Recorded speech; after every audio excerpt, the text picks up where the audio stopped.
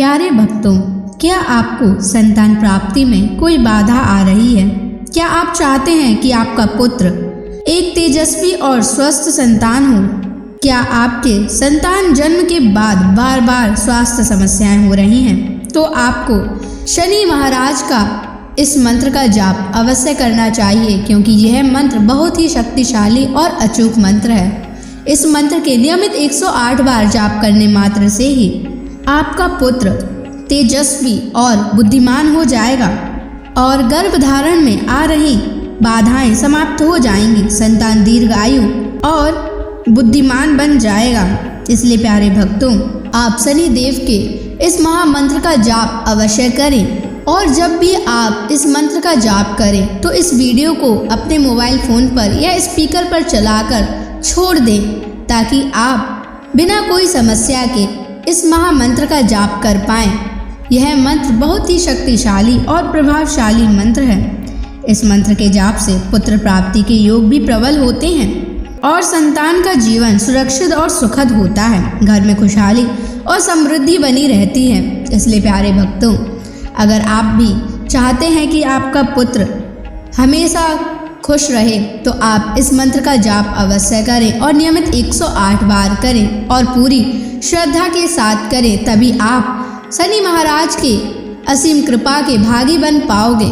और अगर आप शनि देव का आशीर्वाद प्राप्त करना चाहते हैं तो इस वीडियो को लाइक और चैनल को सब्सक्राइब जरूर कर दीजिए और कमेंट बॉक्स में जय शनि महाराज अवश्य लिख दीजिए। तो चलिए भक्तों, मंत्र का जाप करना प्रारंभ करते हैं। ओम ह्रीं श्रीं क्लीं शन शनैश्चराय महाक्रूराय नमः। ओम ह्रीं श्रीं क्लीं शन शनैश्चराय महाक्रूराय नमः। ओम ह्रीं श्रीं क्लीं शन शनैश्चराय महाक्रूराय नमः।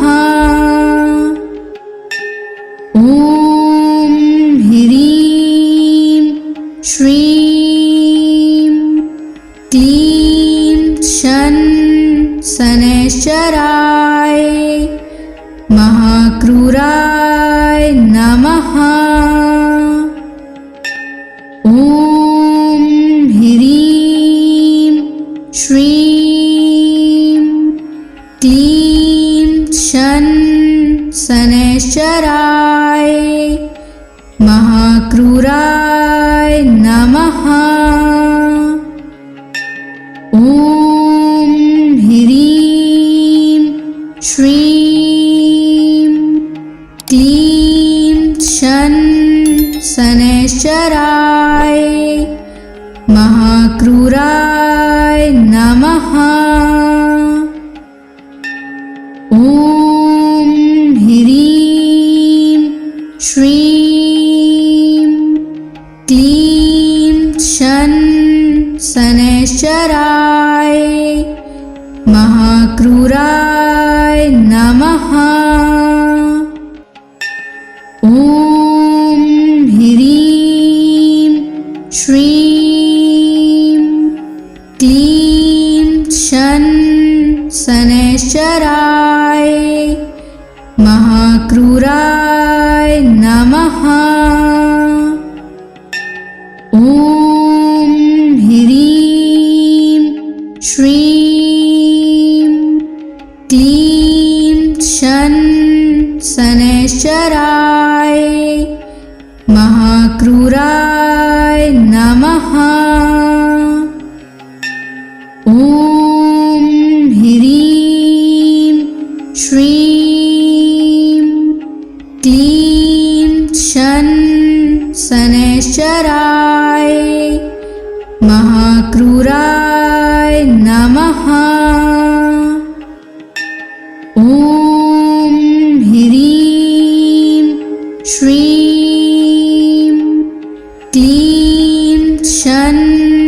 शनैश्चराय महाक्रूराय नमः।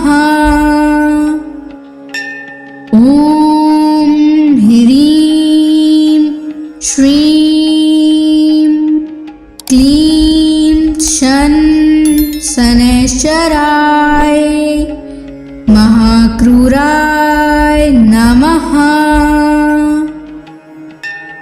ॐ ह्रीं श्रीं क्लीं शनैश्चराय महाक्रूराय नमः। ॐ ह्रीं श्रीं क्लीं शनैश्चराय महाक्रूराय नमः। ॐ ह्रीं श्रीं क्लीं शनैश्चराय महाक्रूराय नमः। ॐ ह्रीं श्रीं क्लीं शनैश्चराय महाक्रूराय नमः। ॐ ह्रीं श्रीं क्लीं शनैश्चराय महाक्रूराय नमः। ॐ ह्रीं श्रीं क्लीं शनैश्चराय महाक्रूराय नमः।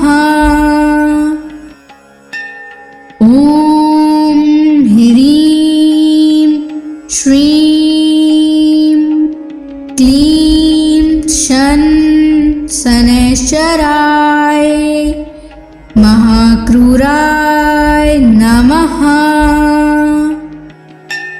ॐ ह्रीं श्रीं क्लीं शनैश्चराय महाक्रूराय नमः।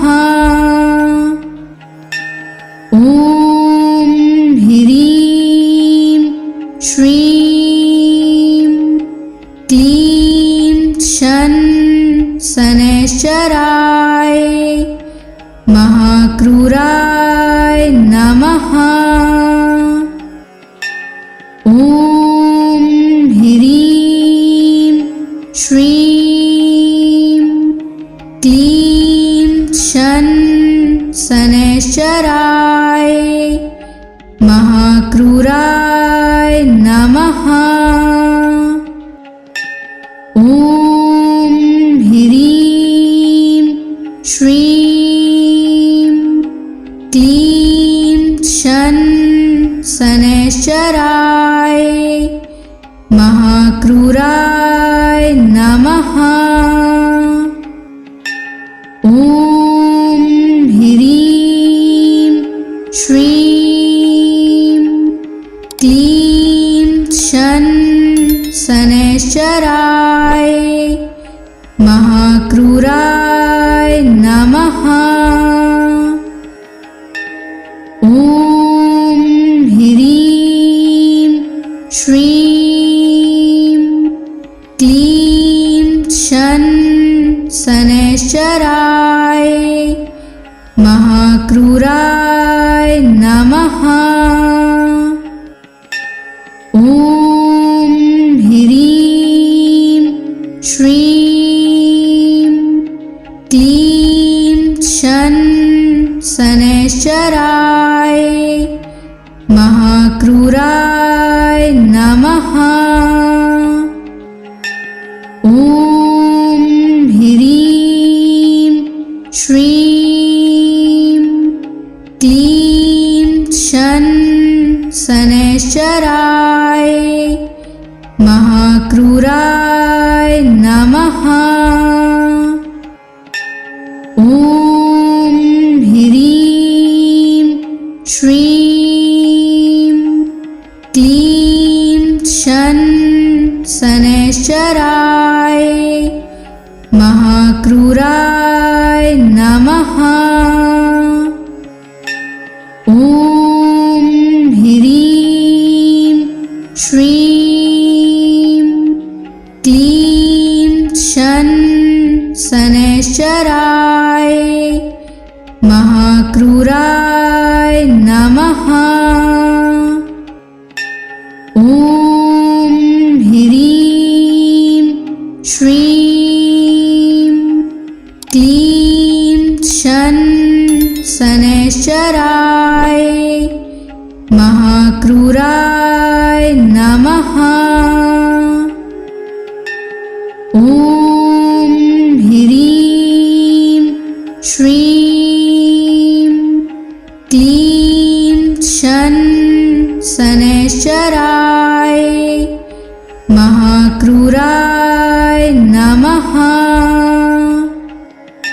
ॐ ह्रीं श्रीं क्लीं शन शनैश्चराय महाक्रूराय नमः। ॐ ह्रीं श्रीं क्लीं शन शनैश्चराय महाक्रूराय नमः। ॐ ह्रीं श्रीं क्लीं शन शनैश्चराय महाक्रूराय नमः। ॐ ह्रीं श्रीं क्लीं शन शनैश्चराय महाक्रूराय नमः।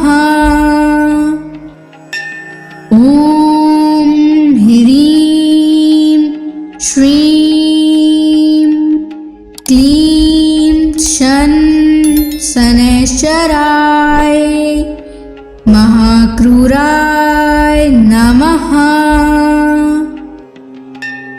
ॐ ह्रीं श्रीं क्लीं शन शनैश्चराय महाक्रूराय नमः। ॐ ह्रीं श्रीं क्लीं शन शनैश्चराय महाक्रूराय नमः।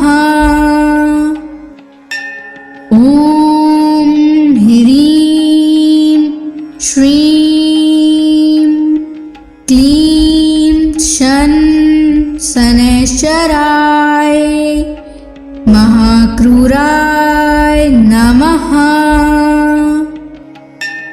ॐ ह्रीं श्रीं क्लीं शन शनैश्चराय महाक्रूराय नमः। ॐ ह्रीं श्रीं क्लीं शन शनैश्चराय महाक्रूराय नमः।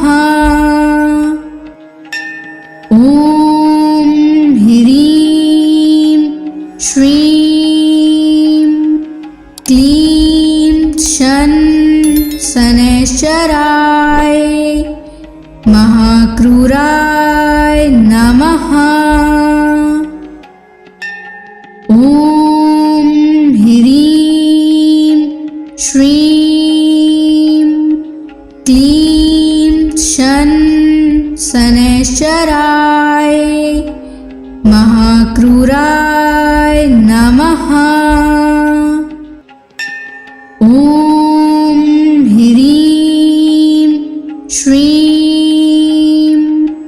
क्लीं शन शनैश्चराय महाक्रूराय नमः।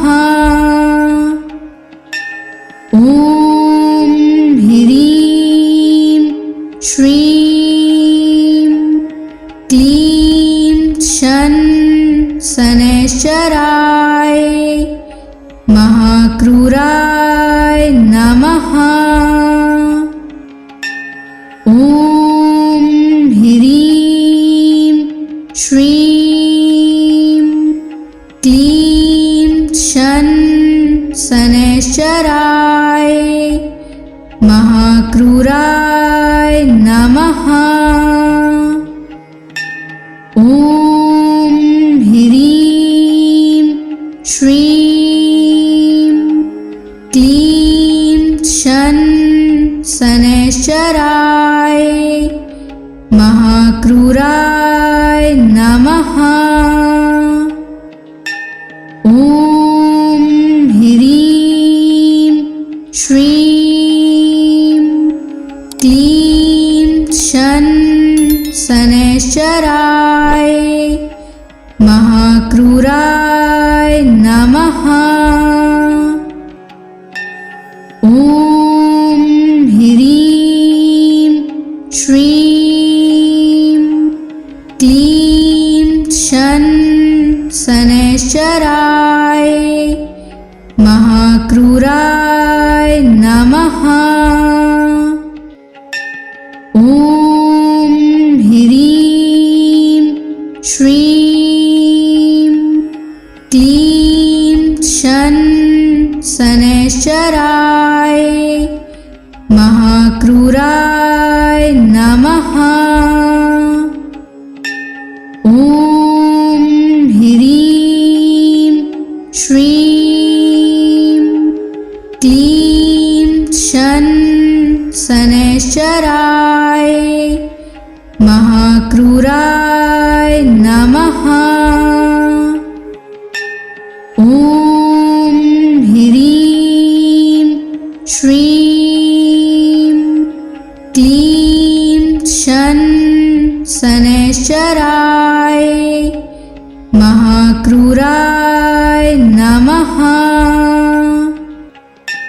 ॐ ह्रीं श्रीं क्लीं शन शनैश्चराय महाक्रूराय नमः।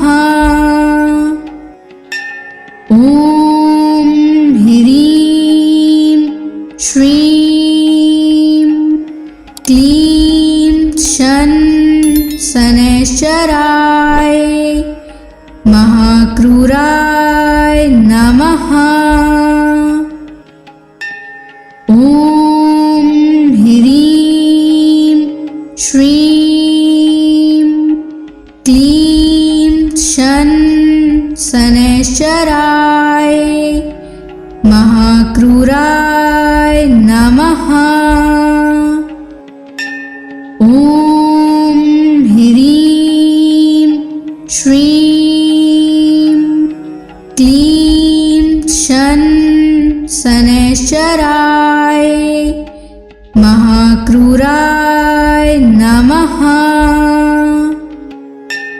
ॐ ह्रीं श्रीं क्लीं शन शनैश्चराय महाक्रूराय नमः। ॐ ह्रीं श्रीं क्लीं शन शनैश्चराय महाक्रूराय नमः। ॐ ह्रीं श्रीं क्लीं शन शनैश्चराय महाक्रूराय नमः। ॐ ह्रीं श्रीं क्लीं शन शनैश्चराय महाक्रूराय नमः। ॐ ह्रीं श्रीं क्लीं शन शनैश्चराय महाक्रूराय नमः।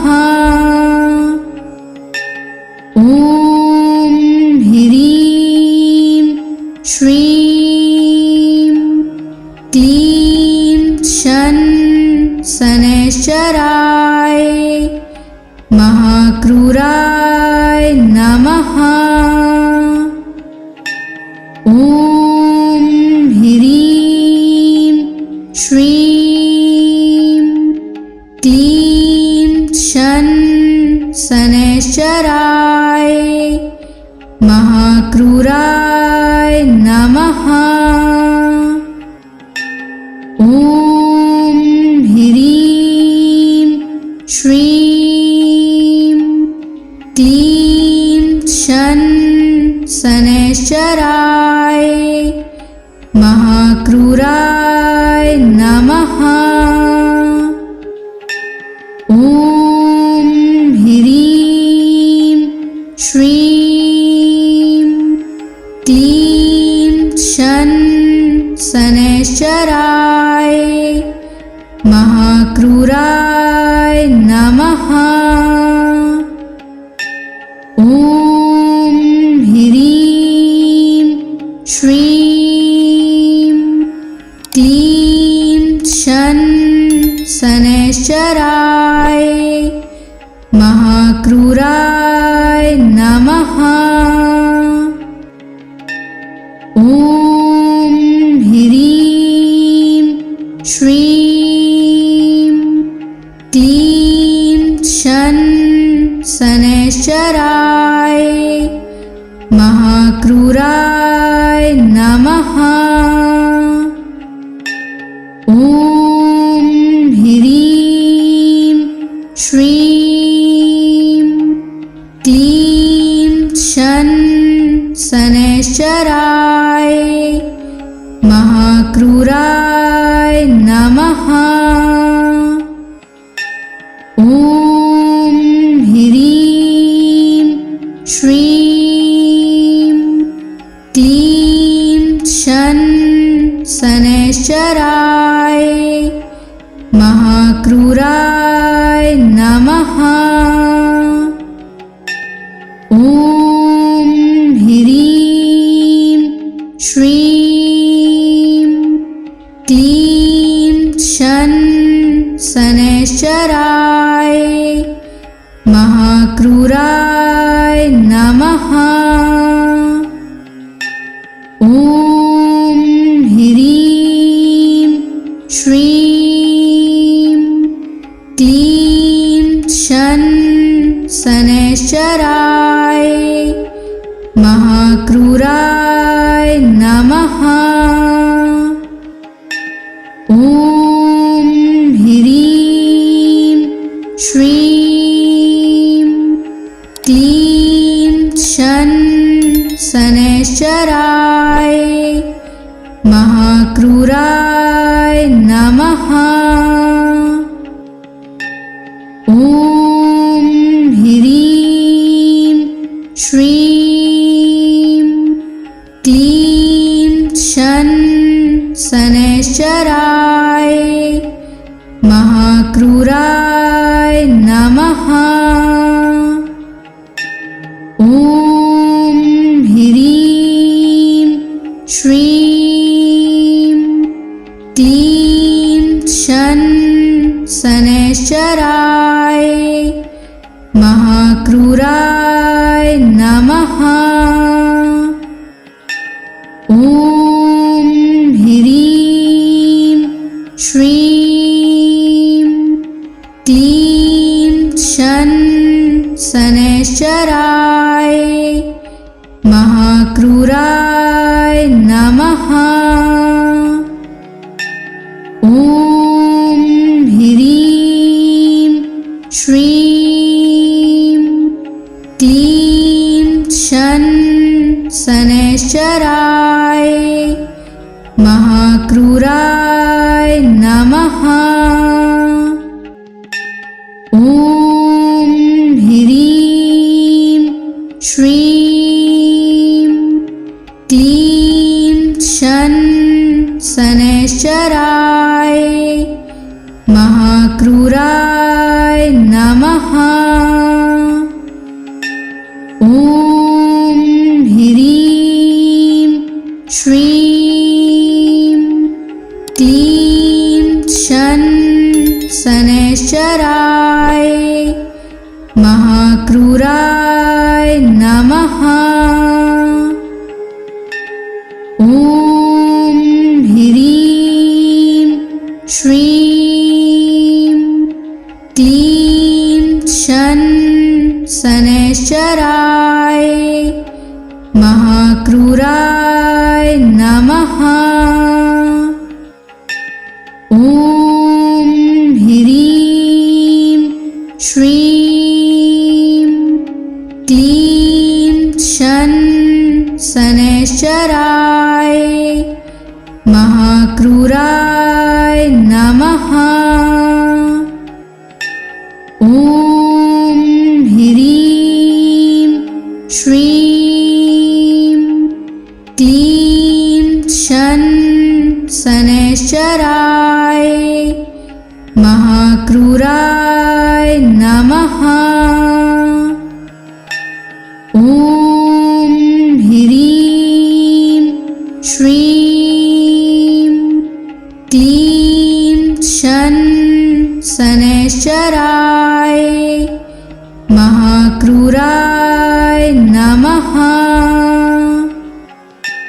ॐ ह्रीं श्रीं क्लीं शन शनैश्चराय महाक्रूराय नमः। ॐ ह्रीं श्रीं क्लीं शन शनैश्चराय महाक्रूराय नमः। ॐ ह्रीं श्रीं क्लीं शन शनैश्चराय महाक्रूराय नमः। ॐ ह्रीं श्रीं क्लीं शन शनैश्चराय महाक्रूराय नमः। ॐ ह्रीं श्रीं क्लीं शन शनैश्चराय महाक्रूराय नमः। ॐ ह्रीं श्रीं क्लीं शन शनैश्चराय महाक्रूराय नमः। ॐ ह्रीं श्रीं क्लीं शन शनैश्चराय महाक्रूराय नमः। ॐ ह्रीं श्रीं क्लीं शन शनैश्चराय महाक्रूराय नमः। ॐ ह्रीं श्रीं क्लीं शन शनैश्चराय महाक्रूराय नमः। ॐ ह्रीं श्रीं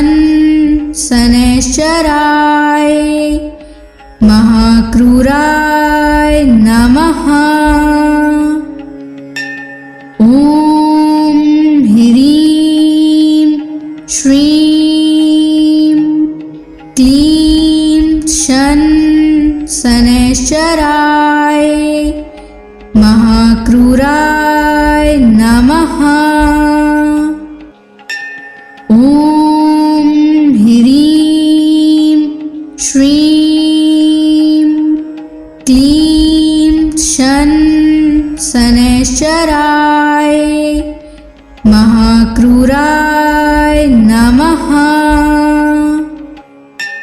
ॐ ह्रीं श्रीं क्लीं शन शनैश्चराय महाक्रूराय नमः।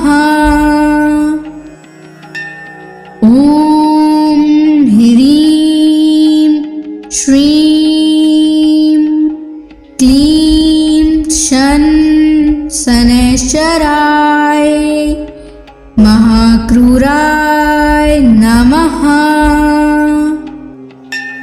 ॐ ह्रीं श्रीं क्लीं शन शनैश्चराय महाक्रूराय नमः। ॐ ह्रीं श्रीं क्लीं शन शनैश्चराय महाक्रूराय नमः।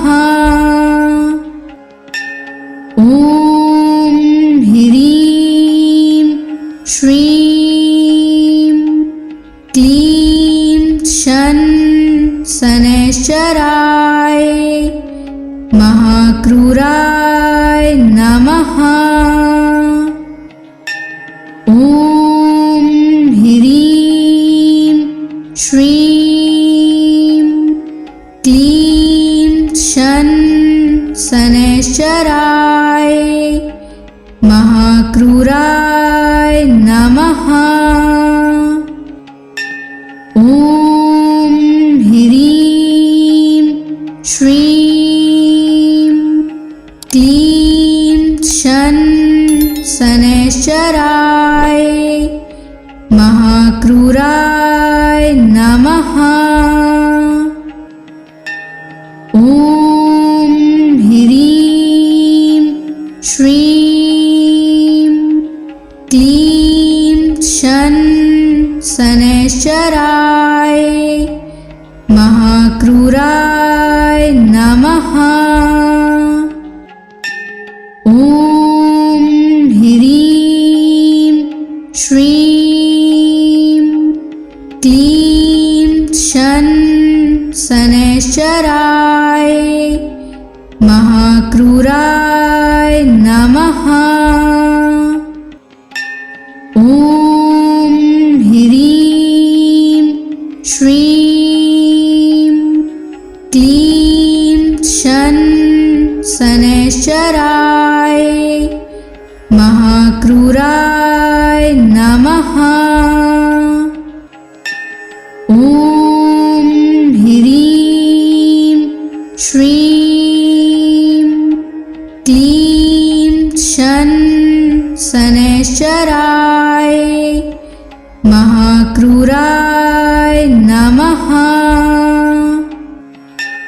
ॐ ह्रीं श्रीं क्लीं शन शनैश्चराय महाक्रूराय नमः। ॐ ह्रीं श्रीं क्लीं शन शनैश्चराय महाक्रूराय नमः। ॐ ह्रीं श्रीं क्लीं शन शनैश्चराय महाक्रूराय नमः। ॐ ह्रीं श्रीं क्लीं शन शनैश्चराय महाक्रूराय नमः। ॐ ह्रीं श्रीं क्लीं शन शनैश्चराय महाक्रूराय नमः। ॐ ह्रीं श्रीं क्लीं शन शनैश्चराय महाक्रूराय नमः। ॐ ह्रीं श्रीं क्लीं शन शनैश्चराय महाक्रूराय नमः। ॐ ह्रीं श्रीं क्लीं शन शनैश्चराय महाक्रूराय नमः। ॐ ह्रीं श्रीं क्लीं शन शनैश्चराय महाक्रूराय नमः।